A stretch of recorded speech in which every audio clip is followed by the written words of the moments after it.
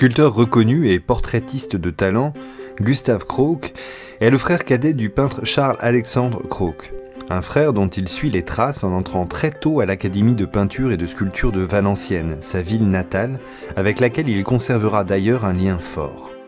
Admis à l'école des Beaux-Arts de Paris en 1845, lauréat du prix de Rome en 1851, Gustav Crook entame une carrière extrêmement féconde, ponctuée d'expositions remarquées au Salon, le grand rendez-vous de la vie artistique au XIXe siècle. À une époque où les sculpteurs participent largement au renouveau du paysage urbain, Crook reçoit beaucoup de commandes et on le rencontre sur de nombreux chantiers pour des églises ou des édifices civils. Artiste apprécié, sans doute plus classique et consensuel que son compatriote Jean-Baptiste Carpeaux, il réalise de nombreux bustes et statues des personnalités du Second Empire et de la Troisième République. Cette émouvante sculpture, évoquant une jeune défunte, est exécutée en 1901 à la demande d'Henri-Eugène Lantoine, un brillant homme de lettres qui souhaite faire installer sur la tombe de sa fille Marie, décédée dans sa 22e année, un gisant en marbre la représentant.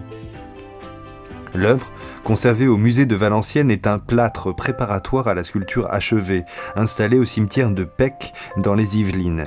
Pour ce travail très particulier, Gustav Crook cherche à suggérer le corps à travers un linceul très fin, selon un procédé dans lequel les sculpteurs napolitains du XVIIIe siècle excellèrent, mais rarement utilisé en France au XIXe siècle.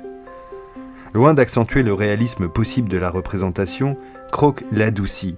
Le visage de la jeune morte se devine à peine, tandis que les lys entre ses mains et des colombes à son chevet symbolisent sa pureté. Cette esquisse, tout en douceur, sera offerte à la ville de Valenciennes par Crook lui-même dès 1901. Comme Jean-Baptiste Carpeaux, Gustav Crook a fait don de nombreuses œuvres à la ville qui l'a vu naître. Conservé tout d'abord dans un musée portant son nom, inauguré en 1902 et situé sur la place Verte, ce fonds fut en partie dévasté par un incendie et les œuvres ayant subsisté rejoignirent les collections du musée des Beaux-Arts après la Seconde Guerre mondiale. L'artiste, quant à lui, a souhaité être enterré avec son épouse au cimetière Saint-Roch, comme nombre d'artistes valenciennois.